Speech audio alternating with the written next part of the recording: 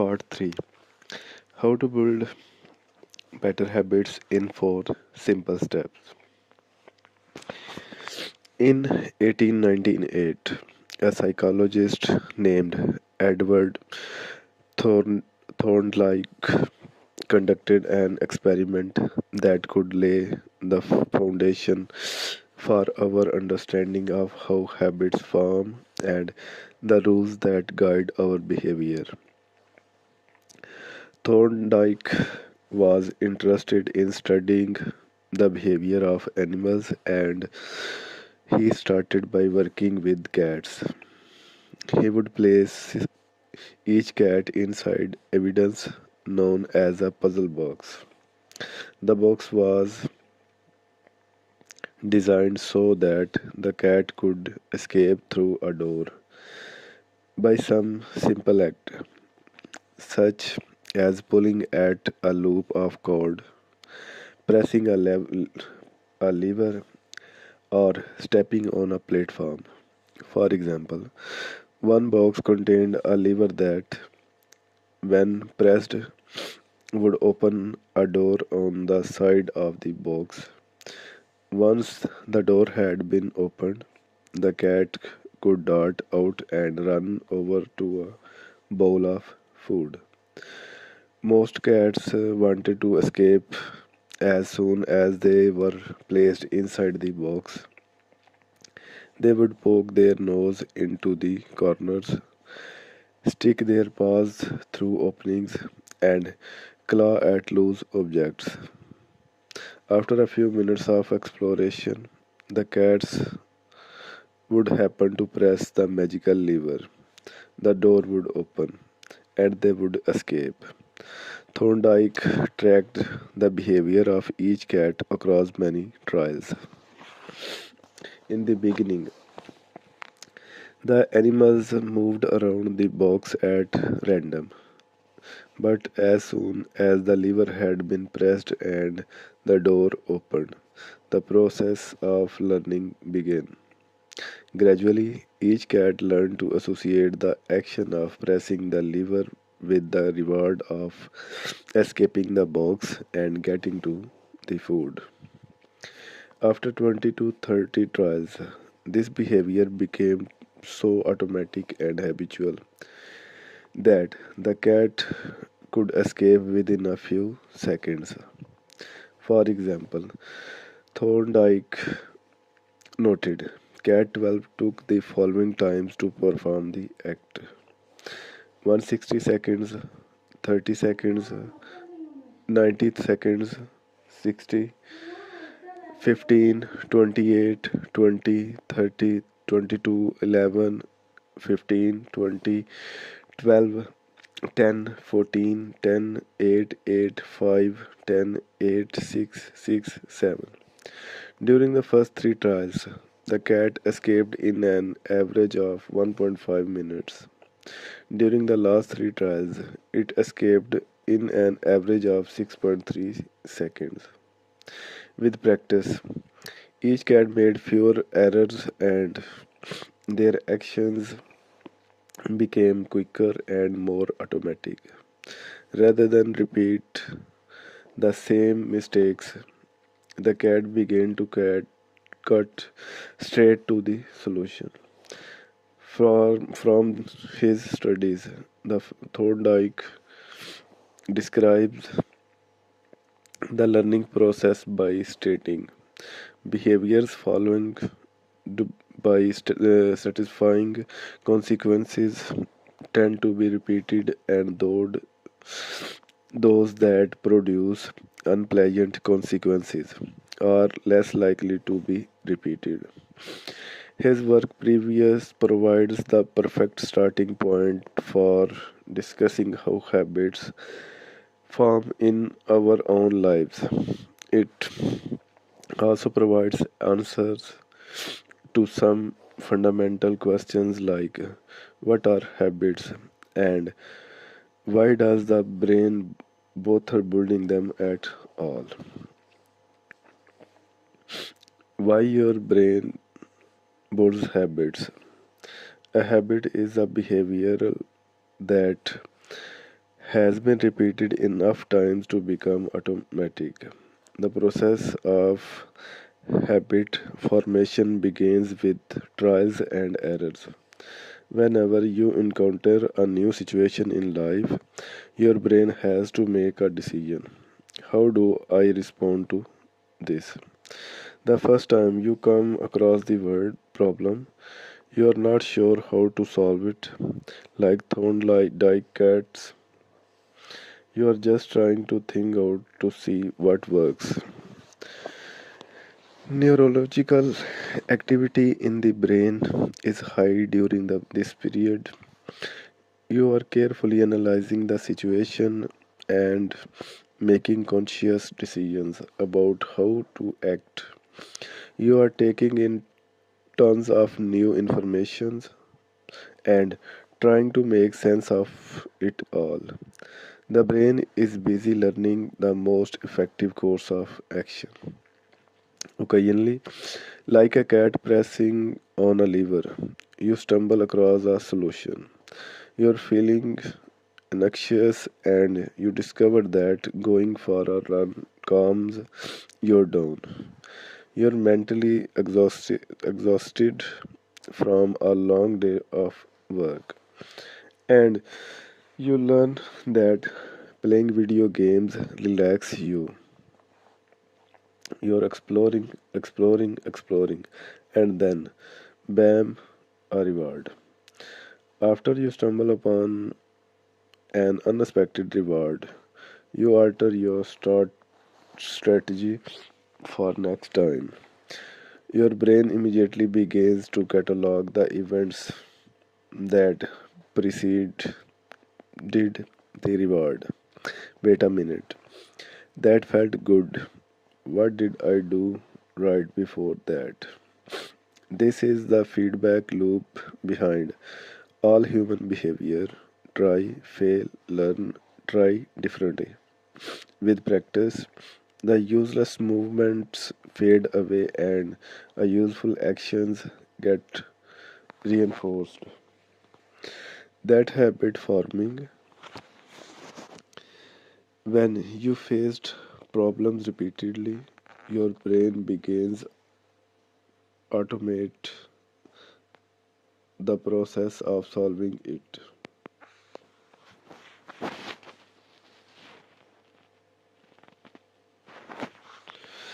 Your habits are just a series automatic solutions that solve the problems and stresses you face regularly. As behavioral scientist Jason Heriha writes, habits are simply reliable solutions to recurring problems in our environment. As habits are created, the level of activity in the brain decreases. You learn to lock on the cues that predict success and throw out everything else. When similar situation arises in the future, you know exactly what to look for.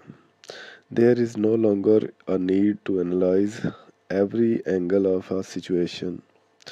Your brain skips the process of trial and error and creates a mental rule. If this, then that. These cognitive scripts can be followed automatically whenever the situation is appropriate. Now, whenever you feel stressed, you get to the itch to run. As soon as you will in the door from work, you grab the video game controller, a choice that once required effort is now automatic. A habit has been created. Habits are mental shortcuts learned from experience. In a sense, a habit is just a memory of the steps you previously followed to solve a problem in the past. Whenever the conditions are right, you can draw on this memory and automatically apply the same solutions. The primary reason the brain remembers the past is to better predict what will work in the future. Habit formation is incredibly useful because the conscious mind is the bottleneck of the brain. It can only pay attention to one problem at a time. As a result, your brain is always working to preserve your conscious attention for whatever or task is most essential. Whenever possible, the conscious mind likes to pawn off tasks to the conscious mind to do automatically. This is precisely what happens when a habit is formed.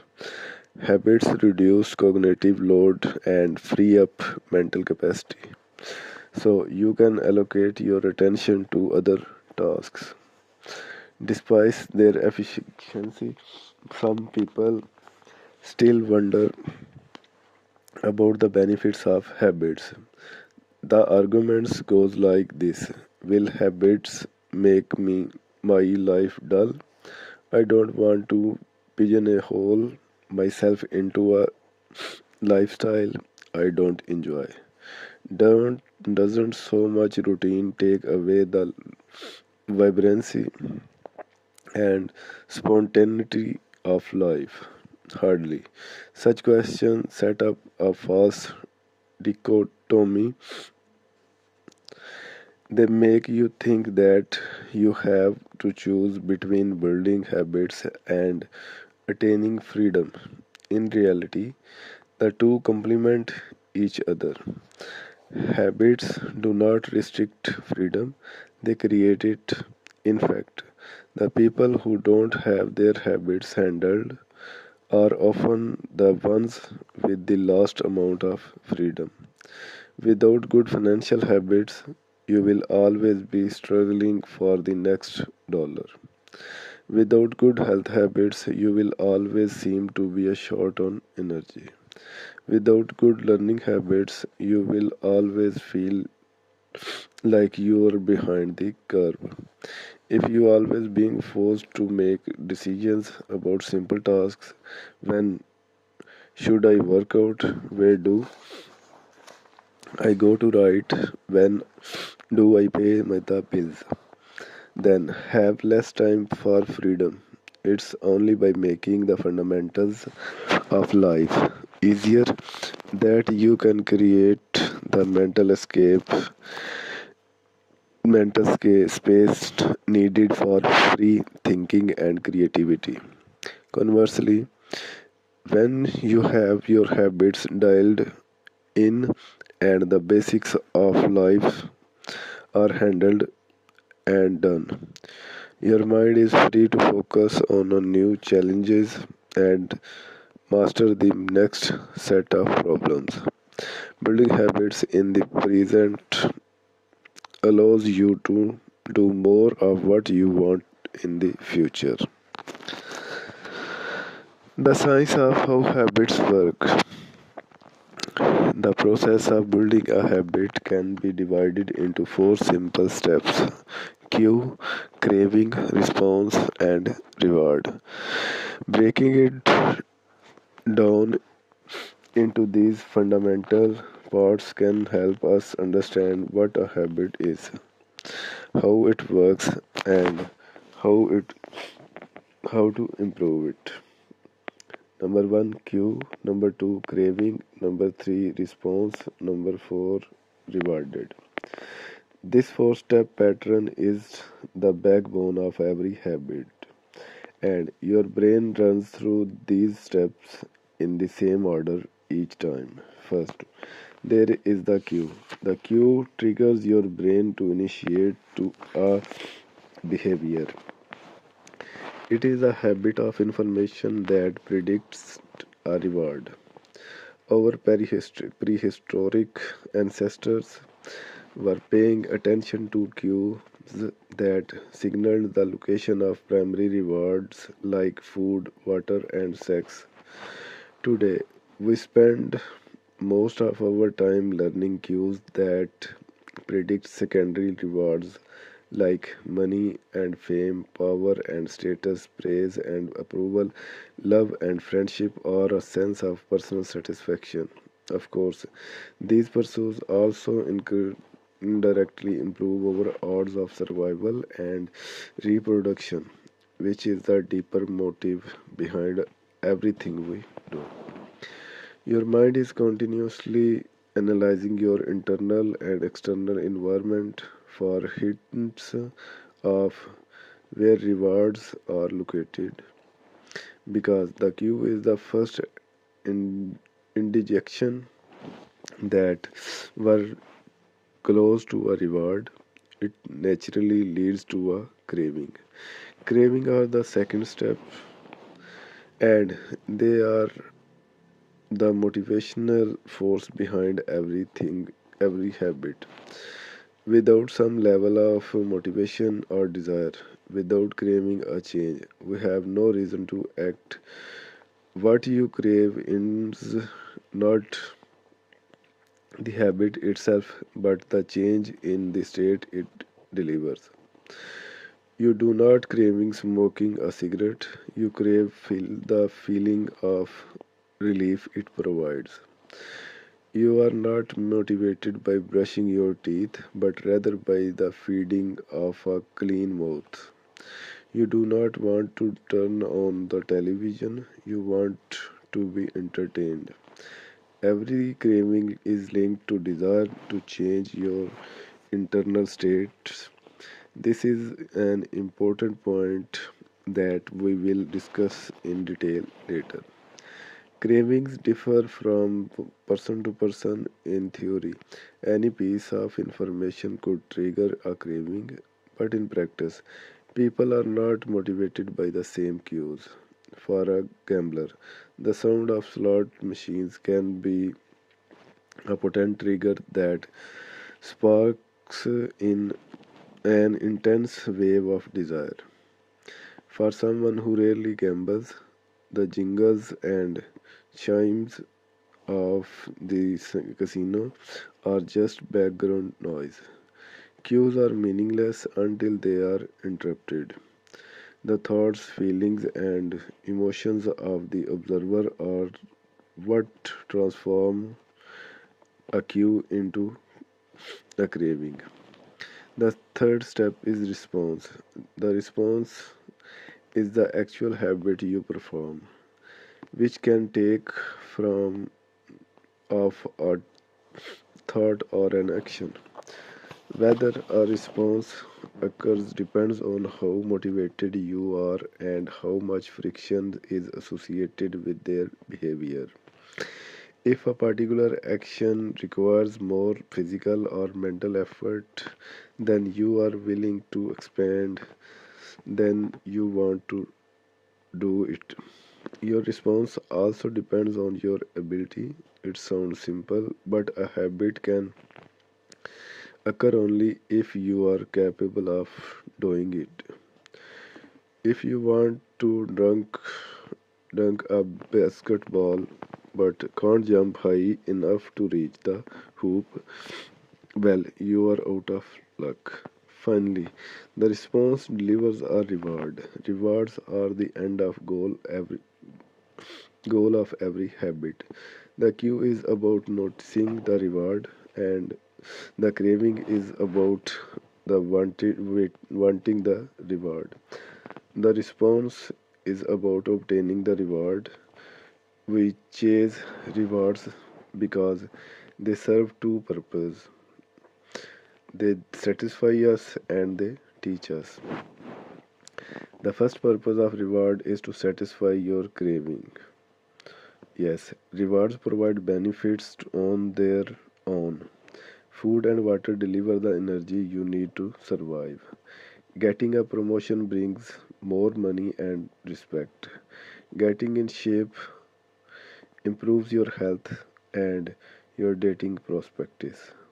But the more immediate benefit is that rewards satisfy your craving is to eat or to gain status or to win approval, at least for a moment.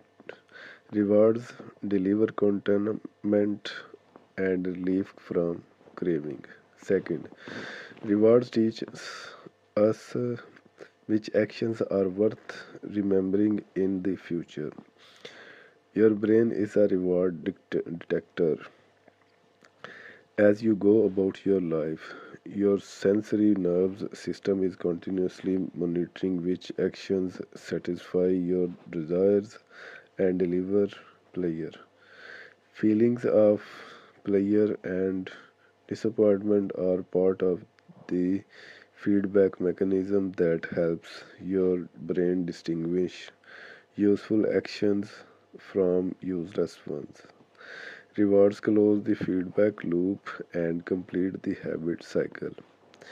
If a behavior is insufficient in any of the four stages, it will not become a habit. Eliminate the cue and your habit will you never start. Reduce the craving and you won't experience enough motivation to act. Make the behavior difficult and you won't be able to do it. And if the reward fails to satisfy your desire, then you will have no reason to do it again in the future. Without first steps, a behavior will not occur. Without all four, a behavior will not be repeated. The habit loop. Number one, cue. Number two, craving. Number three, reward. Number four, response. In summary, the cue triggers a craving, which motivates a response, which provides a reward, which satisfies the craving, and ultimately becomes associated with the cue. Together, these four steps form a neurological feedback loop: cue, craving, response, reward. Cue, craving, response, reward, that ultimately allows you to create automatic habits. This cycle is known as the habit loop. This four step process is not something that happens occasionally, but rather it is an endless feedback loop that is running and active during every moment you are alive. Even now, the brain is continually scanning the environment, predicting what will happen next, trying out different responses, and learning from the results. The entire process is completed in a split second, and we use it again and again without realizing everything that has happened been packed into the previous moment. We can split these four steps into two phases: the problem phase and the solution phase. The problem phase include the cue and the craving, and it is when you realize that something needs to change. The solution phase includes the response and the reward, and it is when you take action and achieve to change your desire. All behavior is driven by the desire to solve a problem. Sometimes the problem is that you notice something good and you want to obtain it. Sometimes the problem is that you are experiencing pain and you want to relieve it. Either way, the purpose of every habit is to solve the problem you face. In the table on the following page, you can see a few examples of what this looks like in real life. Imagine walking into a dark room and flipping on the light switch. You have performed this simple habit so many times that it occurs without thinking. You proceed through all four stages in fraction of a second. The urge to act strikes you without thinking. By the time we become adults, we rarely notice the habits that are running our lives. Most of us never give a second to fact that we tie the same shoe first each morning or unplug the toaster after each meal or always change into comfortable clothes after getting home from work. After decades of mental programming, we automatically slip into these patterns of thinking and acting. The four laws of behavior change. In this following chapter, we will see time and again how the four stages of slow craving response and reward influence nearly everything we do each day. But before we do that, we need to transform these four steps into a practical framework that we can use to design good habits and eliminate bad ones. It refers to this framework as the four laws of behavior, and it provides a simple set of rules for creating good habits and breaking bad ones. You can think of each law as a lever that influences human behavior. When the levers are in the right position, creating good habits is effortless. When they are in the wrong positions, it is nearly impossible.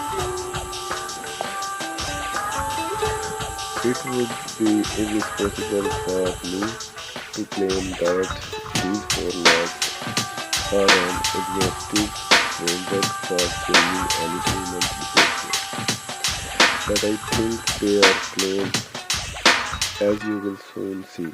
The four laws of behavior change apply to near every field, from sport to politics, art, art to medicine, comedy to management. These laws can be used to no matter what challenge you are facing. There is no feed need for completely different strategies for each habit.